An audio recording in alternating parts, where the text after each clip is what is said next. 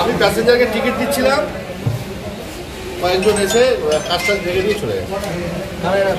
কোনো ঝান্ডা ছিল তাদের হাতে? হ্যাঁ। কোন পার্টি?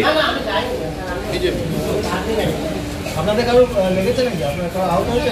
না, সরে গিয়েছিলাম, মানে ভাঙার সঙ্গে সরে গেছে। এখন কি তাহলে বন্ধ? ঊর্ধ্বতন কর্তৃপক্ষ যেটা অর্ডার দেবে সেই আপাতত বন্ধ থাকছে তাহলে এখন? হ্যাঁ, অর্ডার কি আছে দেখেন। আপনার নাম? দেবাশিস চক্রবর্তী।